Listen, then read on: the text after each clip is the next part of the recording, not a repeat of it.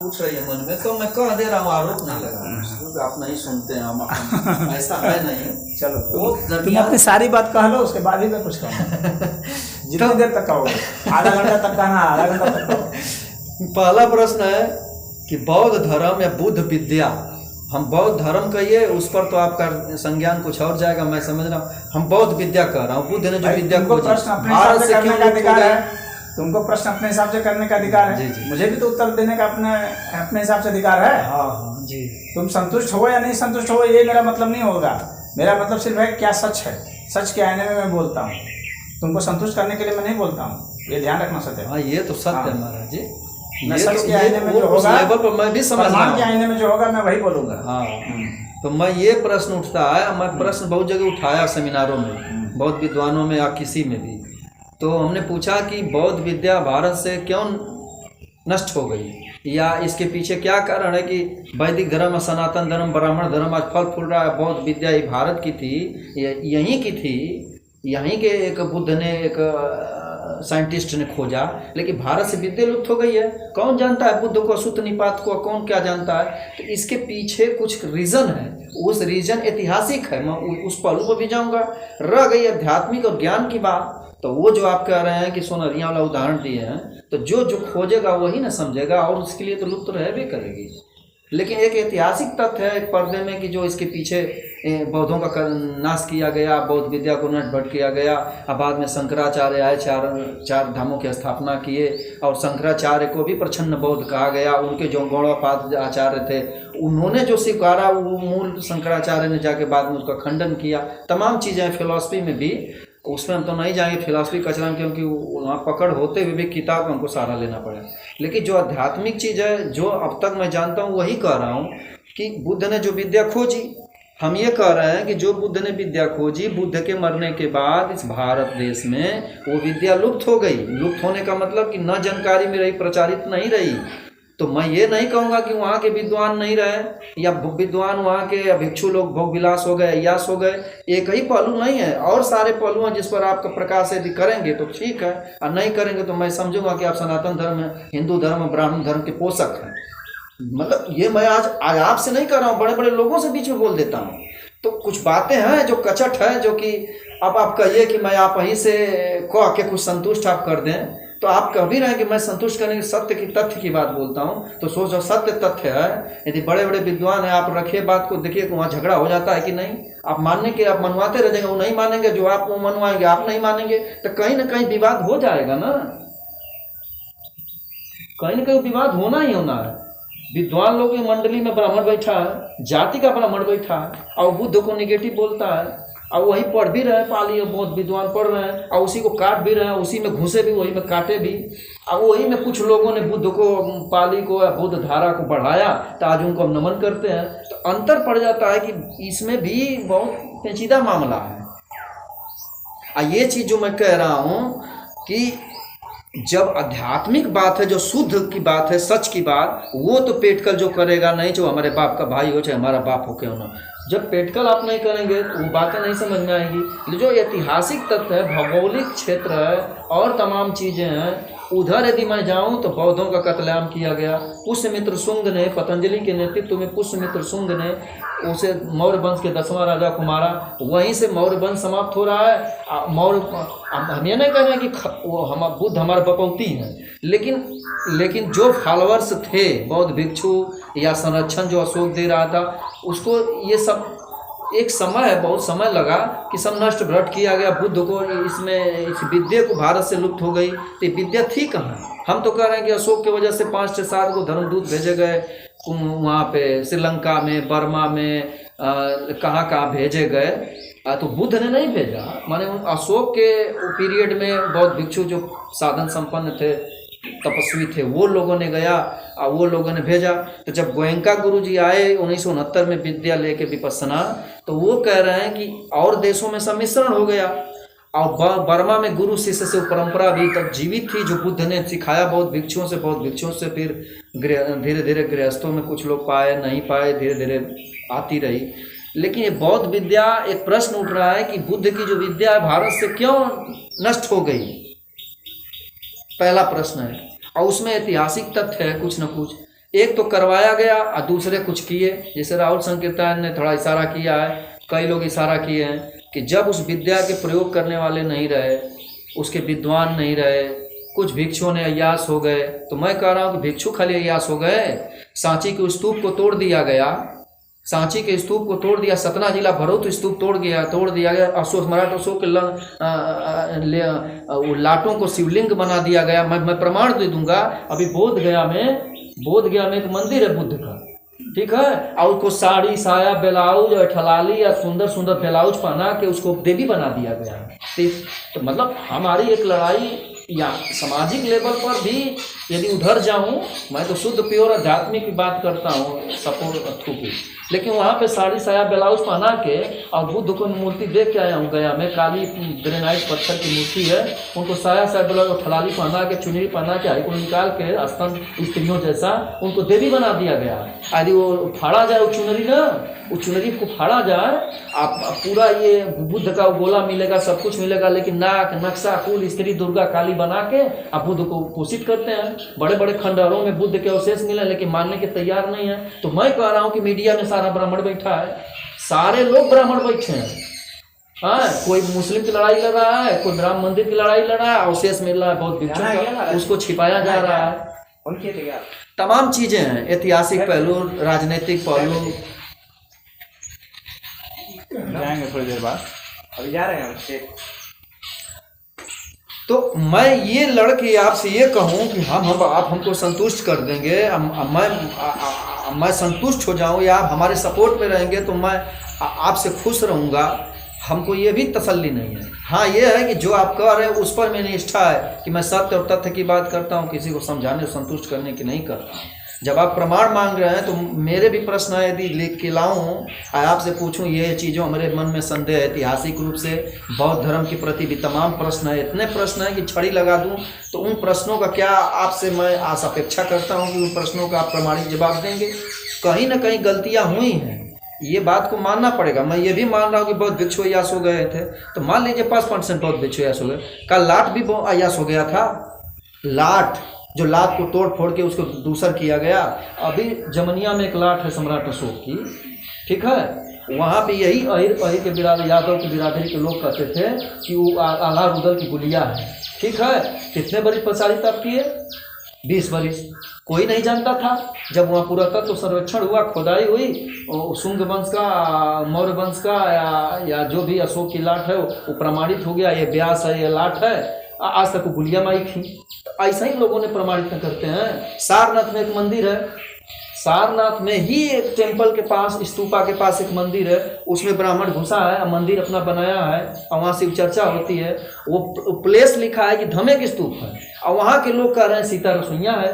आपके कहने से हो जाएगा सीता कौन थी, रसोइया कौन थी।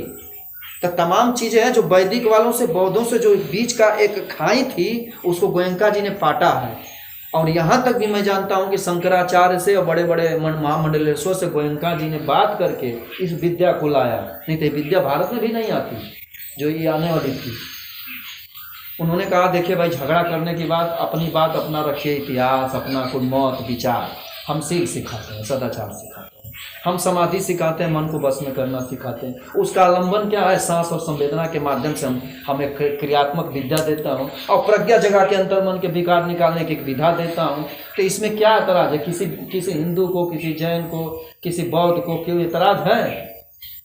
तो ये शील सदाचार का जीवन जीना, मन को बस में करना, अंतर मन में अपने संवेदनाओं के आधार पर विकार निकालना, और वो भी सांस और संवेदना के आधार पर, तब जाके समझाते बुझाते जो बौद्धों और वैदिक धर्म के बीच एक खाई थी उसको शंकराचार्य से, महामंडलेश्वर से, ये गोयंका जी ने बात विमर्श करके, पाठ के समझौता करके तभी विद्या को लाया गया। इसका मैं प्रमाण दूंगा डेट बाय डेट कि किससे गोयंका जी ने बात किया, कब कहा किया, वो सब कुछ पत्रिका में लिखा है। तो मेरा उस लेवल पर भी है थोड़ा बहुत अध्ययन, लेकिन उधर जाऊंगा तो मेरा थोड़ा सा वो बहुत प्योर नहीं हूँ कि जैसे हर चीज़ का प्रमाण दूँ। लेकिन रही ज्ञान की बात, तो जो मैंने विपස්සना पाया वो चीज़ रख रहा हूँ। यदि वो भी मैं रख दूँ महाराज जी आपके सामने, कहूँगा कि गीता में भुंजानन शब्द क्या है, सुख दुख कौन भोगता है, तो आप कहेंगे आत्मा भोगता है, जीव भोगता है। हम कहें अंतर मन, हमारा मन भोगता है। तो फिर फिलॉसफी में अंतर आ जा रहा है ना, हम लोग के विचारों में अंतर आ जाएगा महाराज जी। फिर हम कहें भुंजानन वेदना कौन भोग रहा है? यहाँ वेदना नाम की चिड़िया, संवेदना नाम की चिड़िया, हम कह रहे हैं कि न निरंकारी में है, न बालजीगेश्वर महाराज, न कबीर मत में है, न गीता पढ़ने वाला गीता बताते हमको। हम तो महाराज जी को प्रताड़ित नहीं कर रहा हूँ कह के, एक भावना हमारा ठेस करने का नहीं है। हाँ, एक स्वच्छंदता पूर्वक ये बात है कि जो भी गीता पढ़ने वाला है, गीता में सारी विपसना भरी पड़ी है, शब्द छने हुए आ रहे हैं, कबीर के शब्द कुछ इशारा कर रहे हैं, लेकिन वो विद्या कहाँ है? भारत से तो मैं कह रहा हूँ कि विद्या लुप्त हो गई। तो महाराज जी जो जिस संज्ञान में कह रहे हैं मैं समझ रहा हूँ, लेकिन वहाँ लड़ाई की भावना आ जा रही है। हमने नहीं कह रहा हूँ कि वो विद्या लुप्त हो गई। जब आप जो कह रहे हैं वो सच है कि जब करने वाले ही नहीं रहे, अध्ययन करने वाले नहीं रहे, तो उनके संज्ञान में विद्या लुप्त है ना, एक बात। और दूसरी बात कि करवाई गई, तो इसको भी आपको मानना पड़ेगा कि करवाई गई। तो आप पूछेंगे प्रमाण दीजिए कौन करवाया, तो पूरा ऐतिहासिक हमको तथ्य उठाना पड़ेगा। फिर पुष्यमित्र शुंग के कार्यकाल में मौर्यों का कत्लेआम किया गया, उसके बाद इस सिस्टम लागू किया गया, फिर वैदिक धर्म को लागू किया।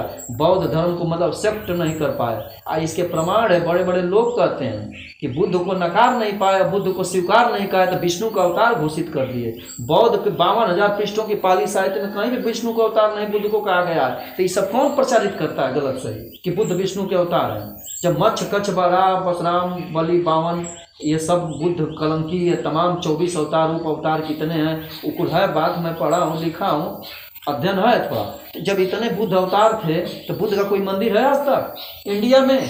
तो इधर भी तो देखिए व्यवहारिक पक्ष में कि कौन ब्राह्मण, कौन हिंदू, कौन सनातन धर्म के लोगों ने बुद्ध के मंदिर को बनाया। चीन है, जापान है, गोरिया है, श्रीलंका है, सारनाथ में, बोध गया में, सरस्वती में, लुम्बिनी में, हर जगह जहाँ बौद्ध प्लेस है, जहाँ बुद्ध ने गया, वहाँ विदेशियों का बनाया हुआ बौद्ध विहार है। आप बता दीजिए कि सनातन धर्म के, हिंदू धर्म के, ब्राह्मण धर्म के लोगों के ग्रंथों को मैं दावा करता हूँ कि बुद्ध का मंदिर कहाँ है? वैष्णव मंदिर है।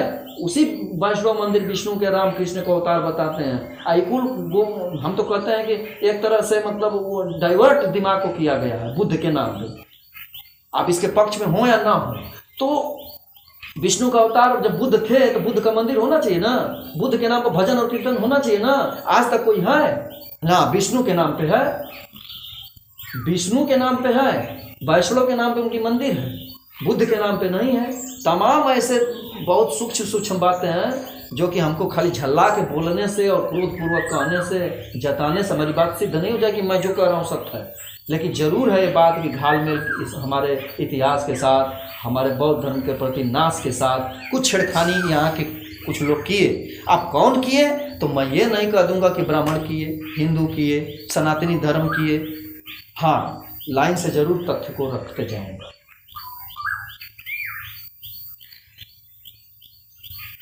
हो गया प्रश्न या और करना? नहीं, अब बातें तो बहुत कुछ है। नहीं, बातें नहीं, प्रश्न पूछना और बातें करना अलग बात है। मैंने प्रश्न के लिए कहा था ना तुमको। प्रश्न है कि बौद्ध धर्म ये भारत तुम से कर चुके हो कि नहीं, कि फिर उसी को रिपीट करोगे? नहीं, बस वही, फिर उसी को रिपीट नहीं ना करना तुमको। अलग प्रश्न करना तो कर लो। बहुत चीजें हैं जब उठेगी संदर्भ में तो कर सकता हूँ। तो इतनी बात तुम्हारी थी ना। अब एक बैग हम अपनी सारी प्रश्नों में रख दूं खांची भर, अब ऐसे तो दिमाग में है नहीं। तो प्रश्न तुमको रखने के लिए आज़ादी दिए ना, नहीं तो तुम कहते कि हमको रोक दिया गया। नहीं, हम नहीं इसीलिए तुमको आज़ादी दिए कि तुम बोल लो जितना बोलना है पहले। अब बात करते हैं, अब उत्तर तुम सुनो। हम आगे आपसे अब उत्तर सुनो। भावनाएं हैं। बुद्ध जो थे, जैसे अन्य ऋषि हुए उसी तरह से बुद्ध भी एक ऋषि हुए, और उन्होंने जिस सत्य का अवलोकन किया, जो उनके पर उतरा, जिसको कि वे कहते थे कि हमें निर्वाण हो गया, उसी का वे उपदेश देने लगे। अब उपदेश वे किसको दिए? उपदेश उसी को न दिए जो यहाँ लोग थे। यहाँ लोग कौन थे? जो वैदिक थे, कोई अन्य लोग नहीं थे यहाँ वे ही लोग थे जो वैदिक थे। और बुद्ध के उपदेश जो थे वो वैदिक ही थे। बुद्ध ने स्वयं इस बात को कहा है कि धर्म के विषय में भी कहा है कि मैं सनातन धर्म का प्रचारक हूँ, वेद के विषय में भी कहा कि मैं वेद का विद्वान हूँ। बुद्ध ने खुद कहा है। अब सब पहले मुझे बोल लेने दो। अच्छा, इसीलिए मैंने सूत्र नहीं पाता वगैरह सब कुछ कहा है, तुमको सारा दृष्टांत दे दूंगा। बुद्ध ने खुद कहा है, हाँ, बुद्ध ने ब्रह्म को स्वीकार किया, ब्रह्मलोक को स्वीकार किया, इंद्र को स्वीकार किया, बुद्ध ने वरुण को स्वीकार किया, बुद्ध ने यज्ञ को स्वीकार किया, बुद्ध ने आत्मा को स्वीकार किया, हर चीज़ को स्वीकार किया जो कि वैदिक धर्म में था। कोई ऐसी, और सारी साधना पद्धति को स्वीकार किया और कहा तो इन लोगों को ही कहा। और बुद्ध के जो अपने आचरण थे, जो उनका ज्ञान था, जो उनका ज्ञान वैदिक ज्ञान ही था, वैदिक ज्ञान से कुछ भी भिन्नता नहीं थी। उनकी साधनाएं भी सब कुछ जो पहले से बताई जा रही थी वे ही थी। हाँ, उसमें कुछ क्लिष्ट उन्होंने अवश्य किया, कुछ विशेष प्रयोग करके। हर कोई व्यक्ति जो भी कुछ करता है कुछ विशेष अवश्य ही करता है, तो कुछ उनमें विशेषता अवश्य थी जो उन्होंने विशेष साधना के द्वारा अर्जित किए, क्योंकि वो प्रामाणिक व्यक्ति थे। तो उन्होंने एक एक चीज़ को जांचा परखा और काफ़ी तार्किक थे। और जितने भी प्रकार के यहाँ पर जो है कुरीतियाँ हो चुकी थी, वैदिक धर्म के नाम पर जो अत्याचार हो रहे थे, वेद के नाम पर अवैदिक कर्म हो रहे थे, जैसे यज्ञ में हिंसा हो रही थी, पशु बलि दिए जा रहे थे, मारे काटे जा रहे थे, वर्ण व्यवस्था को जाति व्यवस्था में बदला जा रहा था। तो ये जो बातें थी ये बुद्ध ने बिल्कुल रोका। बुद्ध ने वर्ण व्यवस्था का विरोध नहीं किया जो कि वैदिक व्यवस्था है। बुद्ध ने वर्ण व्यवस्था का समर्थन किया, जाति व्यवस्था का विरोध किया, अवश्य किया। और जाति व्यवस्था का विरोध खुद ही वेद में है। वेद में जाति का कोई मतलब नहीं है, सिर्फ वर्ण व्यवस्था की बात है। तो बुद्ध ने हर चीज़ वह स्थापित की जो कि वैदिक धर्म में है। अब उन्होंने उपदेश भी इनको दिया, लोगों ने उनको माना भी। अब जो पूर्ण रूप से वैदिक धर्म को मानता है और जो उसका प्रचार करता है और जो उसमें कुछ विशेष रूप से साधना बतलाता है और जिसके आचरण भी अच्छे हों, तो जाहिर सी बात है कि लोग उनके प्रति आकर्षित होंगे ही, होने भी चाहिए, क्योंकि ये सब महान आत्माएं होती हैं जो कभी कभी उतरती हैं। तो लोग उनके पास आए, धीरे धीरे उनका प्रचार प्रसार हो गया, पूरे देश में बहुत स्तर तक हो गया। अब यहाँ तक बात सही थी। बुद्ध ने क्या किया? बुद्ध ने कर्म कांड का विरोध किया, जो वैदिक धर्म के नाम पर जो ये सब कुरीतियाँ पल गई थी उसका विरोध किया। अब उन कर्म कांडों को कराने वाले जो लोग थे, जिनका ग्रुप था, वे सोचे कि ये लोग हम लोग के लिए खतरा है और ये हम लोग के लिए खतरा है, तो इनका कैसे कैसे खंडन किया जाएगा, कैसे कैसे काट किया जाएगा, कहाँ इनको हताश निराश किया जाएगा, उसका वे लोग उपाय रचते। ये तो हर जगह होता है, हर समाज में होता है। ऐसा कभी नहीं होता है कि आप बिना विरोध के, बुद्ध ने कहा भी कि ऐसा कभी नहीं था कि कोई जो तुम्हारा विरोध करने वाला नहीं था, या आज नहीं है या आगे नहीं होगा, सदैव ऐसा होगा। और ऐसा सभी लोग जानते हैं और ये होता आया है, ये यहाँ का एक नियम है। अब इसके बाद बात आती है कि उन लोगों का जो ग्रुप था, जो कर्मकांडी ब्राह्मण थे, जो कि वेद विरुद्ध में कर्मकांड कर रहे थे, जो जहाँ वेद में यज्ञ बलि नहीं दी गई है, ये यज्ञ बलि दे रहे थे क्योंकि उससे इनकी आमदनी हो रही थी, तो वे लोग खिलाफ हो गए, निश्चित खिलाफ हो गए। क्योंकि बुद्ध ने बिल्कुल शुद्ध अध्यात्म जो है, शुद्ध जो वेद में जो परंपरा बताई गई है उसी का उन्होंने प्रतिपादन किया था, और इसलिए वे लोग इसके खिलाफ हो गए कि ये लोग जो है अपनी शुद्धता मेंटेन किए हुए हैं। और जब शुद्धता मेंटेन किए हुए हैं तो ये हम लोग के लिए खतरा है, क्योंकि हम लोग का जो आजीविका का साधन है उस पर ये जो है आक्रमण कर रहे हैं, ये और इनके अनुयायी आक्रमण कर रहे हैं, इसीलिए वे लोग खिलाफ हो गए। तो खिलाफ होने की जो मुख्य बात है वो तो यहाँ पर यह एक है। अब बात ये उठती है कि जो साधना पद्धति है, साधना पद्धति बुद्ध ने भी प्रतिपादित किया, अन्य लोग भी कर रहे थे, और उस वक्त बहुत सारे जैन परंपरा के भी थे, अन्य कई परंपराओं के लोग थे उस वक्त भी, और आज भी हैं, और वो परंपरा चली आ रही है, और अलग अलग लोग साधना कर रहे थे। कोई ज़रूरी नहीं है कि हर व्यक्ति जो सिद्ध हो जाता है, जो जान जाता है, वो प्रचार ही करने उतर जाए, ऐसा नहीं है।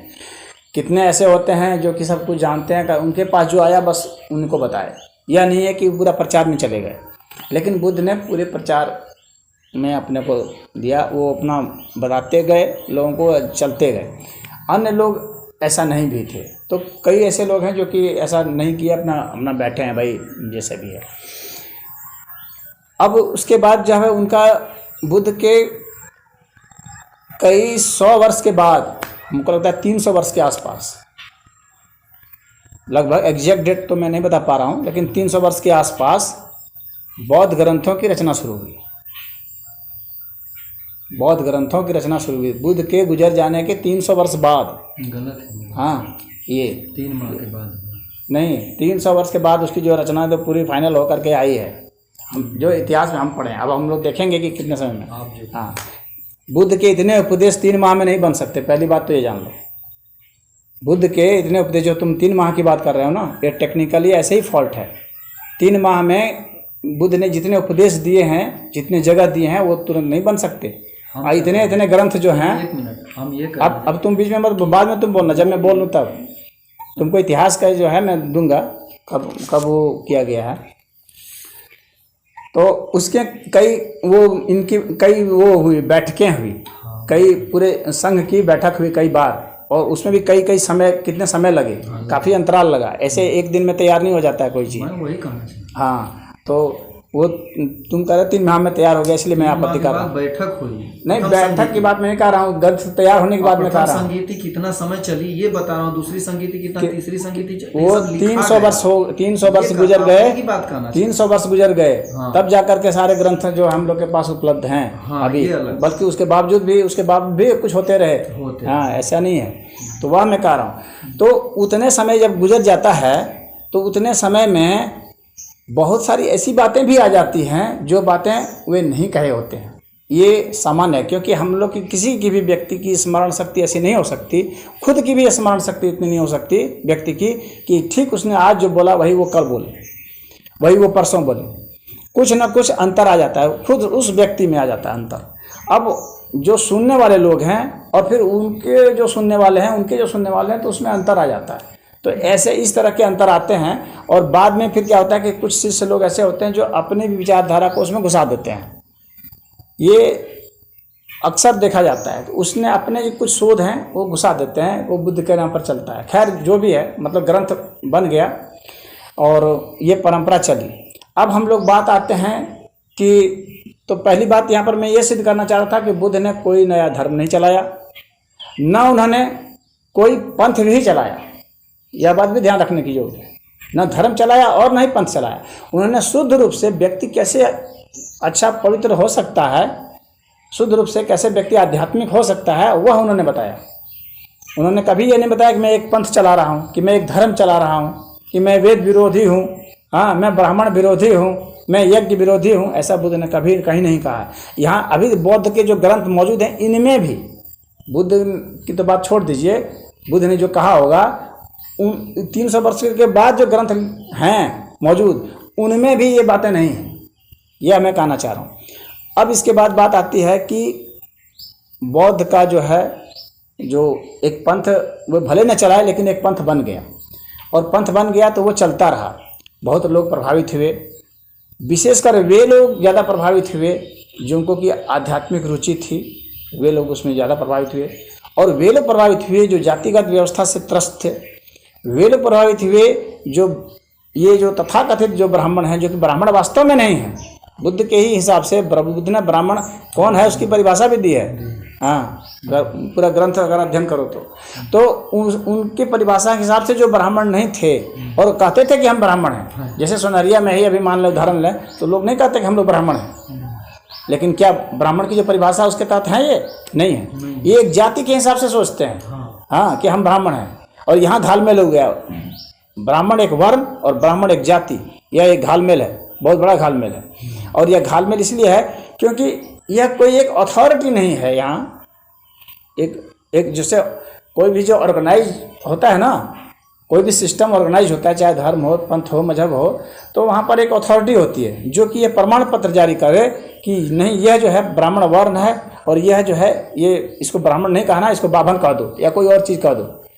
जो इसके वंश वाले हैं, हाँ, जो ब्राह्मण हुआ उसके वंश वाले हैं, इनका कुछ और नाम रखो, ये वे नहीं हो सकते हैं। तो ऐसी कोई अथॉरिटी नहीं थी, आज भी नहीं है, जो कि यह बतलाए।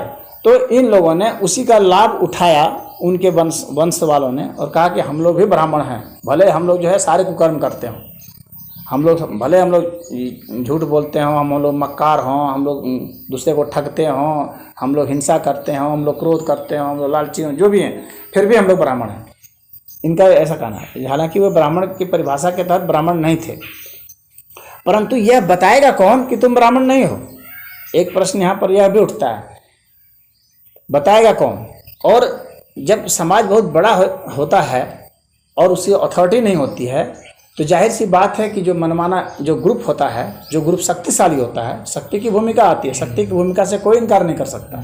शक्ति की भूमिका आती है और शक्ति जिसकी होती है वह अपनी गलत बातों को भी मनवाता है शक्ति के बल पर। वो अपने कई कई तरह की शक्ति लगाएगा, सामाजिक शक्ति लगाएगा कि तुमको बहिष्कार कर देंगे, तो तुमको अर्थदंड देंगे, तो तुमको जो है हम अपना खेत जोतने नहीं देंगे, तो तुमको अन्न नहीं देंगे, तुमको इधर झांकने नहीं देंगे। ये शक्ति जिनके पास होती है ग्रुप में, वो लगाता है। ये हर जगह पूरे विश्व में आज से शुरू से रहा है और आगे भी रहेगा, इससे कोई इनकार नहीं कर, इसको कोई बदल ही नहीं सकता। ये एक स्वाभाविक जैविक प्रक्रिया है। अब इसके बाद बात आती है कि ऐसे ग्रुप ने क्या किया कि संघर्ष उनसे तेज कर दिया ऐसे ग्रुप ने। और जो राजा होता है, अब यहाँ राजा की बात इसलिए करने क्योंकि तुमने प्रश्न राजा से संबंधित उठाए थे। जो राजा होता है, एक राजा, वो चाहे किसी भी सिद्धांत का व्यक्ति हो, उसको सबको देखना होता है, क्योंकि उसको शासन करना है, सबसे टैक्स लेना है और ये कोशिश करनी है कि ज़्यादा उत्पात नहीं होने पाए समाज में। तो ये एक राजा की एक आदर्श स्थिति होती है। तो हर तरह के, और भारत की परंपरा यही रही है कि यहाँ हर तरह के पंथ पनपते रहे, हर तरह के संत आते रहे हैं और अलग अलग बात बोलते रहे। उनके बीच में वाद विवाद यहाँ स्वस्थ रूप से होता रहा है। बुद्ध के साथ भी हुआ है और उसके पहले भी हुआ था, उसके बाद भी हुआ है। ये स्वस्थ परंपरा यहाँ चलती रही तब तक, जब तक कि इस्लाम का यहाँ पर प्रभाव नहीं बढ़ गया, तब तक चलती रही। क्योंकि इस्लाम ने इस स्वस्थ परंपरा को बिल्कुल नज़रअंदाज कर दिया, काट दिया, और ईसाइयत ने भी काट दिया। वे अपने मन की बात बोलते रहे, ईसाइयत भी अपने मन की बात बोलते रहे। तो उसके पहले तक जो परंपरा थी उसमें यह था कि ये स्वस्थ परंपरा थी और साधु संत जो होते थे, जो भी अपने को ज्ञानी ध्यानी समझते थे, वे शास्त्रार्थ और बहस करते थे। उसमें से जो लोग प्रभावित होते थे, यहाँ की परंपरा थी, वो शिष्यों समेत शिष्य बन जाते थे। जो हार जाता था वो शिष्यों समेत शिष्य बन जाता था, ये परंपरा थी। या उनके सारे शिष्य ना भी बने तो उसमें से कुछ लोग बन जाते थे, और जो हार जाता था वो अपना आत्मदाह कर लेता था, अपने को वो मार देता था। ये उसके पास एक विकल्प था और इस परंपरा का निर्वहन होते आया था। ये यहाँ की स्वस्थ परंपरा थी, जिससे कि ये जो सत्य क्या है उसकी ओर जो है समाज अग्रसर हो सके और सत्य की स्थापना बराबर होती रहे, उसमें कहीं पर कोई दोष, कोई कलंक न आए। ये एक परंपरा, स्वस्थ परंपरा थी, जिसका सभी जो वास्तव में संत थे उन लोगों ने निर्वहन किया और समाज भी इसी को जानता था। लेकिन जो राजा होता है, वह राजा देखता है कि सारे पंथ वो सत्य बोल रहे हों या थोड़ा सा उनका सत्य से थोड़ा सा लेवल कम हो, पूर्ण सत्य से लेवल कम हो, हाँ, तो भी उन सबको वो जीने देता था, चलने देता था। वो राजा की एक भूमिका थी, राजा का एक दायित्व था कि चलने दो, हाँ, ये करने दो इनको। अब राजा से पैट्रन लेना, यानी राजा जो है हमको धन दान दे, हमको समर्थन दे या हमारी बातों को मान ले, वो हमारा खुद अनुयायी हो जाए, तो इनके लिए भी बहुत तरह के संघर्ष होते थे। यानी अलग अलग मत वाले लोग राजा को अपना प्रभाव में लाना चाहते थे, क्योंकि राजा प्रभाव में आ जाएगा तो इसका मतलब है कि प्रजा बहुत ज़्यादा नकल करेगी उसका। राजा ही जब हो गया, राजा के मंत्री हो गए या उसके सैनिक सब हो गए, तो बहुत ज़्यादा चांसेस थे कि उन्हीं मत को जनता भी सामान्य रूप से स्वीकार कर ले। कोई ज़रूरी नहीं सारे स्वीकार कर लें, ये कोई मनवाया नहीं जाता था, लेकिन यह एक बात होती थी कि इस तरह से लोग मान लेते थे अधिकतर कि भाई राजा है, इतना है तो उससे विद्वान है, बुद्धिमान है, हाँ, वे सब तो हम लोग भी मान लें इस बात को। तो जितने भी मत वाले थे, चाहे बुद्ध के मतावलंबी थे वे, चाहे जैन के मतावलंबी थे वे, चाहे आजीवक थे वे, चाहे अन्य जो भी पंथ वाले थे, हाँ, तो वे सब जो है, चाहे योग पंथ वाले थे या जिस भी पंथ वाले थे, सब लोग अपनी अपनी बात मनवाते थे, कहते थे हम लोग सही हैं, हम लोग सही हैं, हम लोग सही हैं। ये पंथ वाले की बात होती है। तो राजा के पास अब एक विकल्प होता था कि हम क्या करें, क्या नहीं करें, किस पंथ को माने। तो राजा अमूमन जिस परंपरा से चला आ रहा होता था उस परंपरा का निर्वहन करता था और जिसकी संख्या बहुत ज़्यादा समाज में होती थी, कोशिश करता था कि वो इसी तरह से रहे, क्योंकि अधिकतर वो क्लैश नहीं करना चाहता। राजा का बहुत कम ये होता था कि वो जो है शुद्ध रूप से आध्यात्मिक ही में हो जाए। अगर जो होता था वो अपना गद्दी छोड़ करके और जंगल में चला जाता था। यहाँ की ये परंपरा थी। यह नहीं था कि वो हो गया तब सबको वो बनाएगा, यह परंपरा नहीं थी। यहाँ अगर उसने स्वीकार कर लिया तो उसके हिसाब से वो रहता था, या फिर वो जंगल चला के खुद ही मुनि बन जाता था और खुद ही साधना करके फिर वो एक मुनि के रूप में प्रचार करता था। राजा जो है उसको बताया जाता था कि ये राजा को धर्म प्रचार का एक तरह से अधिकार नहीं है। तो राजा जो है धर्म प्रचार नहीं करते थे। राजा यही करते थे कि अगर उसे सम्मत हो गए तो वे स्वयं ही मुनि बन करके और स्वयं ही साधना करके फिर स्वयं ही वो करते थे। यही परंपरा चलती आ रही थी। ये परंपरा चलती आ रही थी। अब हम वहाँ उस जगह पर आते हैं कि बुद्ध जो है वो उनको इन लोगों ने भगवान बनाया। लेकिन बुद्ध को जो बौद्ध मत के नहीं थे उन लोगों ने भगवान नहीं बनाया, बल्कि आप बौद्धों के ग्रंथों को अध्ययन करेंगे तो उसमें खुद भगवान भगवान शब्द का प्रयोग किया गया बुद्ध के लिए। बुद्ध के लिए अगर आप देखेंगे तो उसमें भगवान शब्द का स्वयं प्रयोग है। अगर बौद्ध ग्रंथों का अध्ययन करेंगे तो वो भगवान ने कहा, यह प्रयोग है। यह नहीं कहा कि एक साधु ने कहा, एक ऋषि ने कहा, ऐसा नहीं कहा। क्यों? क्योंकि भगवान की जो आभा है और भगवान के जो गुण होते हैं, एक अवतार के जो गुण बताए जाते थे वे सब बुद्ध में मौजूद थे। सारे लक्षण मौजूद थे, सारे सिद्धांत मौजूद थे, सारी साधनाएं मौजूद थी, हर कुछ मौजूद था। इस वजह से बौद्धों ने भी उनको भगवान माना और इसलिए भगवान शब्द का प्रयोग है बौद्ध ग्रंथों में अगर आप देखें तो एक बात यह प्रमाणित है कि और बुद्ध को ऐतराज भी नहीं था। कोई भगवान उन्हें कहता था तो बुद्ध ने कभी ऐतराज नहीं किया कि मुझे तुम भगवान मत कहो। जो भी आते थे लोग उन्हें भगवान शब्द से संबोधित करते थे, तो बुद्ध ने उस बात को स्वीकार भी किया। अब बौद्ध ग्रंथों में आपको भगवान शब्द ही मिलेगा बुद्ध के लिए, महात्मा बुद्ध नहीं मिलेगा, भगवान मिलेगा शब्द। तो जाहिर सी बात है कि बुद्ध जो थे वो भगवान के रूप में प्रतिष्ठित हो चुके थे। जो उनके मानने वाले थे उनके लिए भी, जो नहीं मानने वाले थे उनके लिए भी। जैसे मोहम्मद पैगंबर के रूप में है मुसलमानों के लिए भी, और जो नहीं मुसलमान हैं उनके लिए भी। वे भी मानते हैं कि वो मोहम्मद पैगंबर है। भले नहीं मानते हों कि हम मोहम्मद की बात को मानते हों, लेकिन यह मानते हैं कि मोहम्मद, वे मानते हैं कि पैगंबर है तो पैगंबर है। उसी तरह से भगवान जो थे बुद्ध, उनको भगवान शब्द से संबोधित किया गया उनके जीवित काल में भी और उनके बाद भी और उनके ग्रंथों में भी। तो भगवान के रूप में उनकी आभा और उनका संबोधन व्याप्त हो गया। और जो भी भगवान के गुण होते हैं जब उनके सब सारे थे, तो यहाँ पर समाज में ऐसा विद्वेष जैसा कुछ नहीं था उस समय कि वो हैं तो हम उनको भगवान नहीं कहेंगे। हाँ, हम उनको उनके खिलाफ में बोलेंगे कि वो गुंडा था, वो चोर था। ऐसा बोलने वाला जैसे चांद पर जो थूकेगा उसके ऊपर थूक खुद गिर जाएगी। बुद्ध का व्यक्तित्व इतना बड़ा था कि जो उनके मत में नहीं भी थे वे भी उनको भगवान ही मानते थे, क्योंकि जो उन्होंने दिखलाया था उससे किसी को एतराज़ नहीं था। मानना ना मानना और नहीं मानने वाले कौन थे? सिर्फ वही लोग थे जो कर्मकांडी थे शुद्ध रूप से, बस, और कोई नहीं थे। बाकी सब लोग मानने ही वाले में थे और सब लोग उनको वैदिक ऋषि ही मानते थे और उनको अवतार ही मानते थे, भगवान ही मानते थे। तो अब भगवान मानते थे तो अब प्रश्न उठता है कि किसका भगवान मानते थे। अब सवाल यह उठता है कि वो किस तरह के भगवान थे। अब यहाँ, क्योंकि यहाँ भगवान की परंपरा रही है। हाँ, महर्षि वेद व्यास को भी भगवान शब्द से समझ गया, उनको भी भगवान का एक अवतार माना गया है, महर्षि वेद व्यास को भी। हालांकि बहुत अधिकतर लोग उनको भगवान शब्द से संबोधित उतना नहीं किए, लेकिन उनको भी भगवान शब्द से कई जगह संबोधित किया गया है। कहने का तात्पर्य है कि जिसमें वे सब भगवत्ता के गुण आ जाएंगे वे सब भगवान से संबोधित किए जाएंगे यहाँ पर। तो महर्षि वेद व्यास को भी भगवान ही कहा गया, कृष्ण जी को कहा गया तो वो बात अलग है, राम को कहा गया वो बात अलग है, नरसिंह को कहा गया वो बात अलग है, बुद्ध को कहा गया वो बात अलग है। तो यहाँ पर ये कहा जाता, आज भी कहा जाता है। सिर्फ वही नहीं, अन्य भगवान बुद्ध के बाद भी बहुत सारे लोग हुए जिनको कि भगवान सबसे संबोधित किया गया, आज भी किया जा रहा, आगे भी किया जाएगा। अब बात ये उठती है कि वे किस चीज़ के भगवान थे। जो कि वैदिक मत के वे थे, उन्होंने वेद परंपरा से ही सब कुछ बताया और किया। तो जाहिर सी बात है कि जो वेद परंपरा है इसमें जो बुद्ध जो है वर्तमान स्थिति को बहुत ज़्यादा जोर देते थे। बुद्ध का जोर था वो वर्तमान स्थिति के लिए था, और उनका जोर जो है वो शुद्ध एक अच्छा चरित्र के लिए था, पालन के लिए था, सात्विक वृत्ति के लिए था।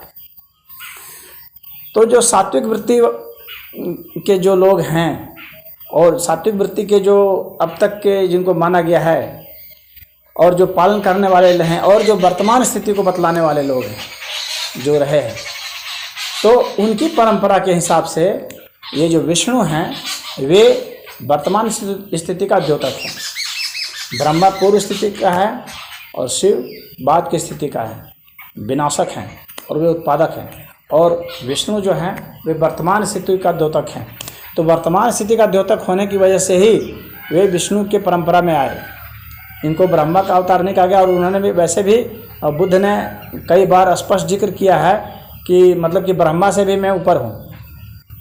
कई बार संकेत के रूप में, ऐसे नहीं डायरेक्टली ठेठ भाषा में नहीं कहा जो मैं कह रहा हूँ, लेकिन संकेत के रूप में कह दिया कि भाई ब्रह्मा भी जहाँ नहीं पहुँच पाते वहाँ पहुँचता हूँ। तो जाहिर सी बात है कि वे अपने को ब्रह्मा से ऊपर मान रहे थे।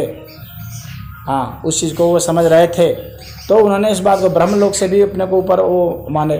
तो उन्होंने निर्वाण की बात की। निर्वाण की बात जो है ब्रह्मा ने नहीं कही है कभी भी। ब्रह्मा ने निर्वाण की बात नहीं की है, विष्णु ने निर्वाण की बात की है। तो विष्णु ने किया, शिव ने भी की है, लेकिन विष्णु ने किया। लेकिन शिव के बहुत सारे स्वरूप हैं। शिव का तो खैर बहुत विराट व्यक्तित्व है, उसकी बात अभी हम नहीं करेंगे। तो विष्णु जो थे वे बिल्कुल वर्तमान का द्योतक थे, पालनहार के द्योतक थे और निर्वाण के द्योतक थे, और ऐसी अवस्था के द्योतक थे जहाँ की मतलब मोक्ष मुक्ति मिलती है। उस बात पर विष्णु का सबसे अधिक जोर होता था, और बुद्ध का भी सबसे अधिक जोर जो था मुक्ति पर ही था, निर्वाण पर ही था।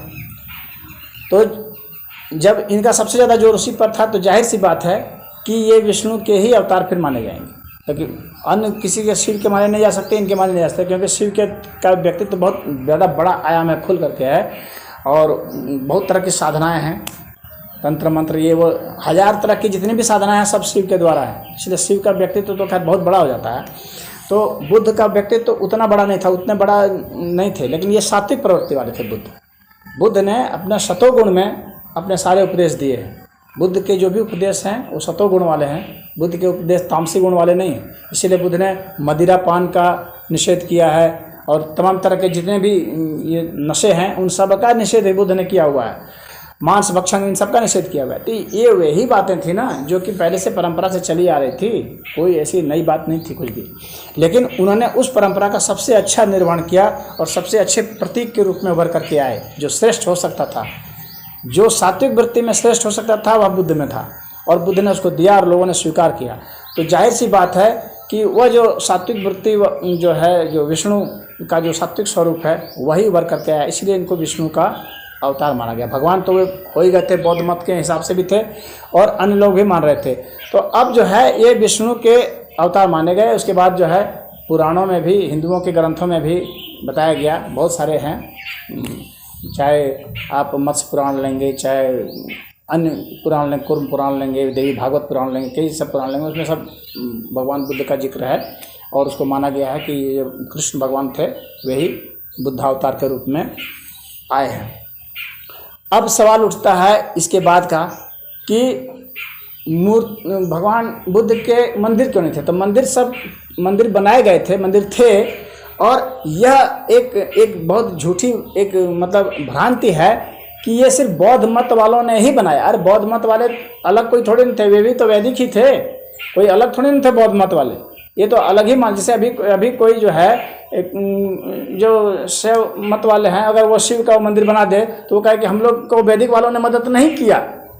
हाँ, ये तो ऐसा ही कहना हुआ। तो बुद्ध के जो मंदिर बने गए थे, जो स्तूप बने थे, वो सब एक तरह से बौद्ध मत वाले जो थे वो वैदिक मत वाले ही थे। सबसे बड़ी दिक्कत यहाँ पर यह है कि लोग यह सिद्ध करने की कोशिश करते हैं कि बौद्ध मत अलग था वैदिक मत से, और यह जो है बिल्कुल भी प्रमाणित नहीं होता है। वैदिक मत के तहत ही बौद्ध मत था, वो अलग मत का ही नहीं था।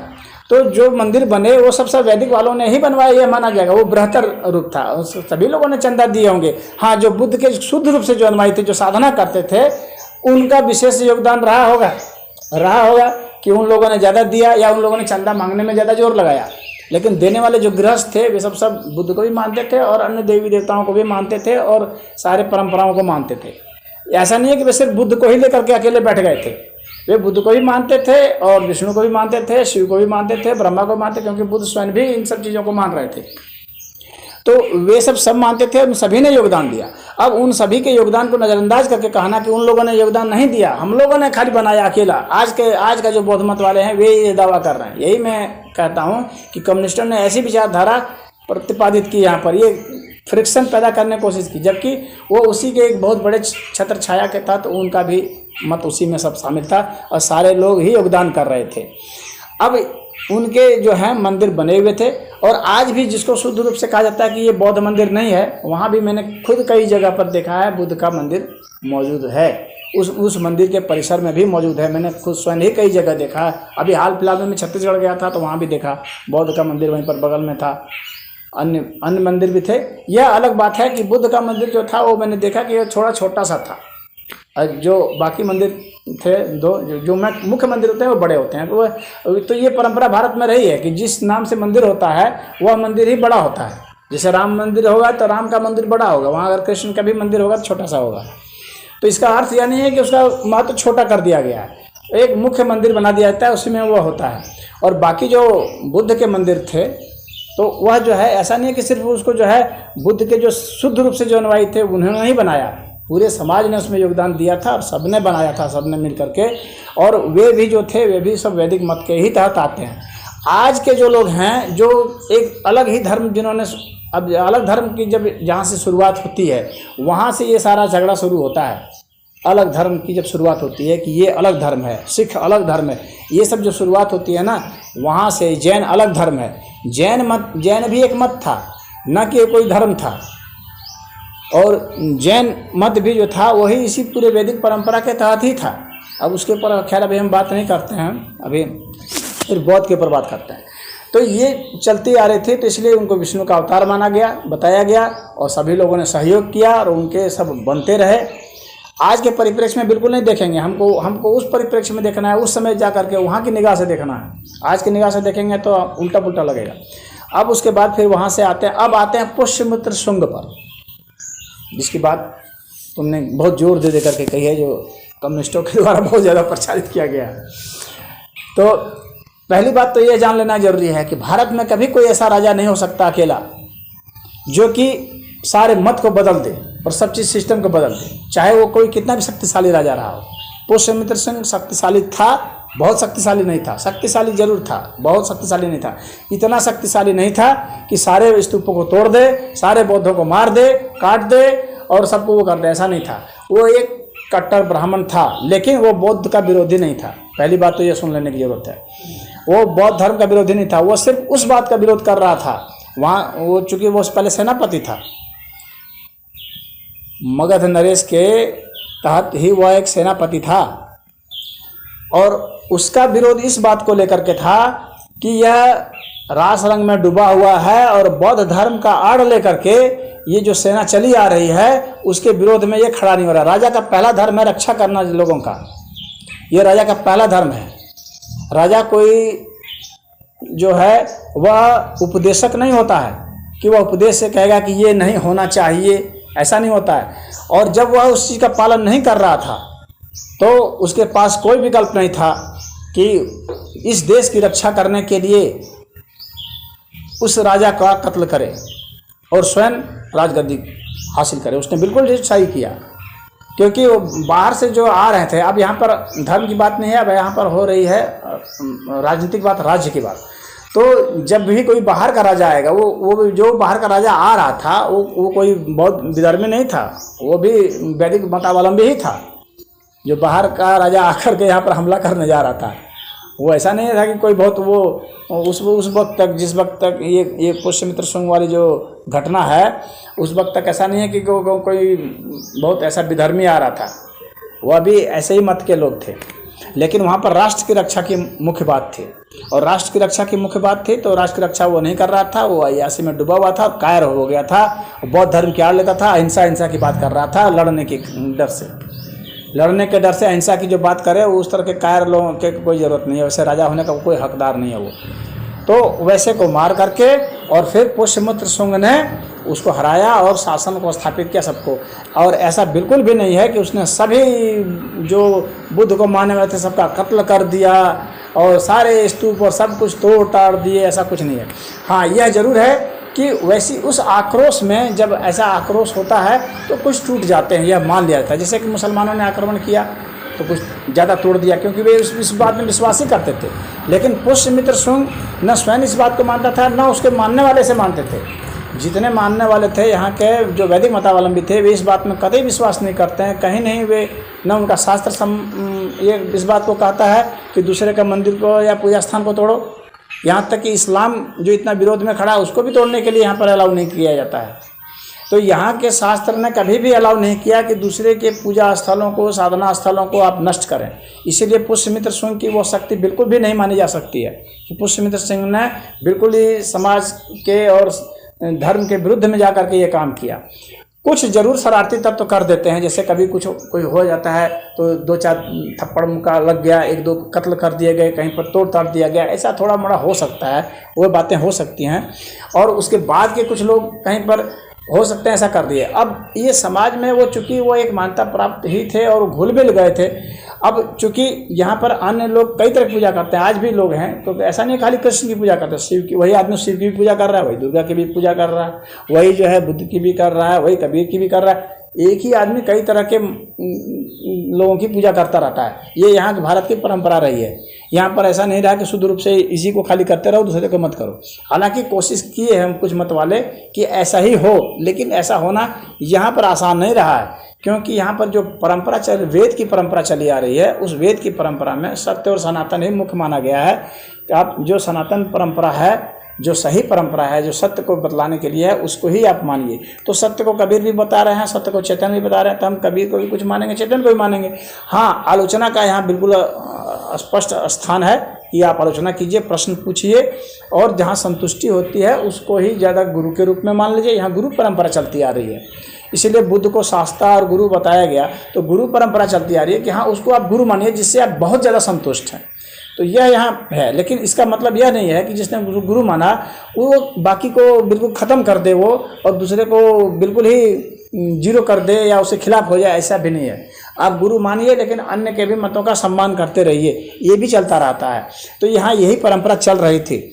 अब इस परंपरा में 1-2 धर्मांध तो हर जगह होते आए हैं, सभी में होते आए और होते रहेंगे, इसको रोका नहीं जा सकता है, क्योंकि कुछ लोगों की समझ ही भी इतनी छोटी होती है कि वे ऐसा कर बैठते हैं। तो वैसे में कहीं पर कुछ कर दिया गया, मान लीजिए कि शुद्ध रूप से जहाँ पर कि बुद्ध के हिसाब से ही साधना हो रही थी, वहाँ पर कुछ लोगों ने जाकर के उत्पात कर दिया। तो ऐसा मतलब नहीं है कि सब जगह उत्पात कर दिया। अब बात आती है कि बुद्ध का यहाँ पर जो है प्रभाव कैसे कम होगा। अब सवाल ये उठता है, किसी राजा के वजह से प्रभाव कभी नहीं कम हो सकता। पहली बात तो ये ध्यान रख लेने की बात है। ये प्रभाव कम ऐसे हुआ कि बुद्ध ने कोई भी ऐसी नई बात नहीं बताई जो कि वैदिक परंपरा में नहीं थी। पहली बात तो यह है।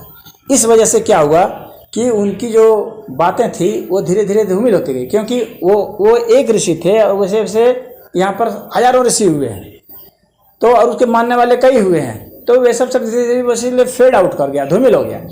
और उन सब जगहों में ऋषि ही नहीं हुए। बर्मा है, ये है, वो है, उस जगह उन सब जगहों में, चाहे चीन है, जापान है, इस सब जगह में वैसे ऋषि हुए ही नहीं जो उस स्तर के हों। तो इसीलिए वहाँ पर वो बुद्ध परंपरा वो जीवित रही, क्योंकि वहाँ पर उस तरह से परंपरा थी ही नहीं। वहाँ पर वो फिलॉसफी नहीं थी उतने उच्च स्तर की, जबकि वो फिलॉसफी भारत में मौजूद थी।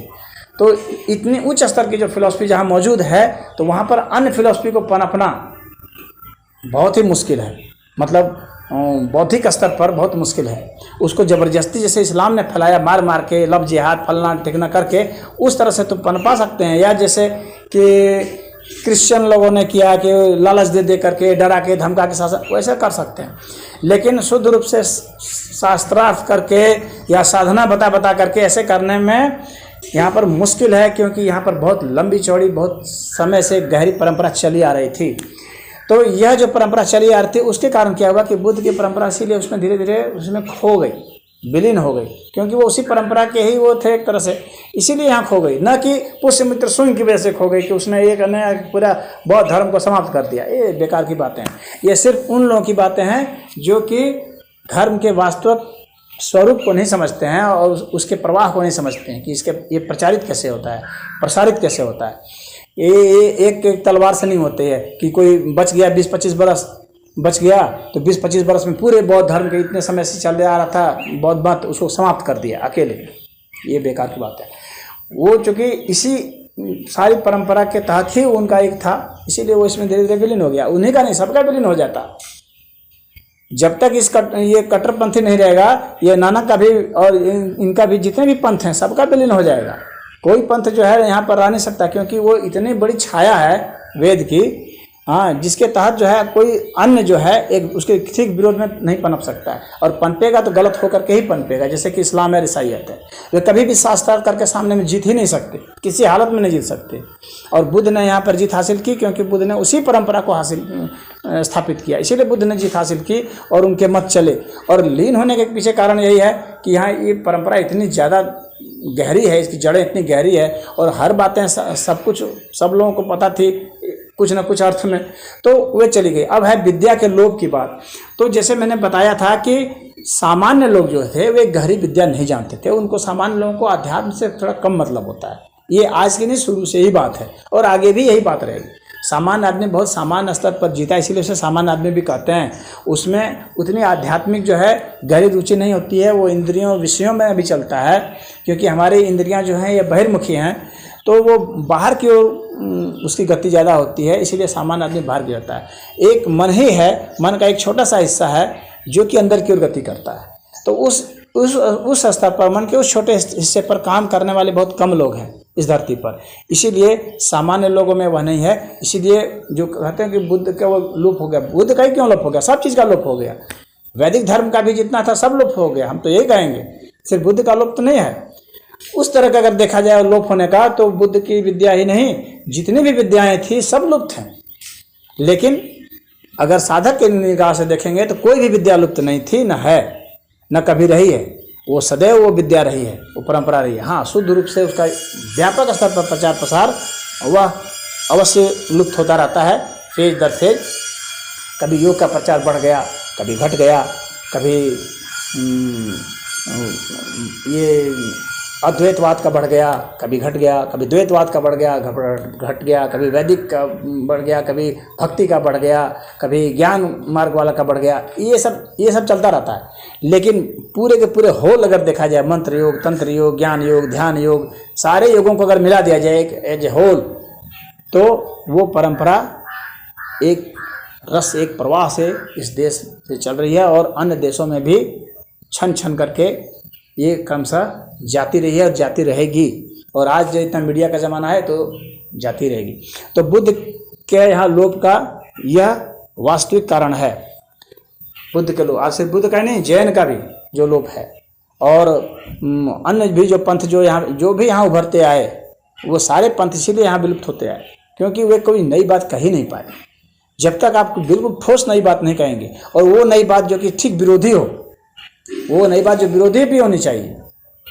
अगर नई बात उसी के तहत ही है, उसी में कुछ बारीक चीज़ खोज लिया आपने, तो फिर वो उसी के तहत आ जाएगी। जैसे कि कोई वैज्ञानिक है, वो कोई शोध कर रहा है, तो अब कोई ग्रेविटेशनल फोर्स पर खोज कर रहा है, तो उसने जो कुछ भी वो खोजेगा तो वो न्यूटन के ग्रेविटेशन के तहत और आइंस्टीन के गुरुत्वाकर्षण के सबके जो सिद्धांत हैं, सापेक्षता के सिद्धांत हैं, उसी के तहत सब समाहित हो जाएंगे। तो वो बिल्कुल ही नई, ऐसा हट के जो विरोधी जब तक नहीं होगा, जो विरुद्ध में जो सत्य होगा, वह जो है एक नई धारा दे सकता है विरुद्ध में जो सत्य होता है।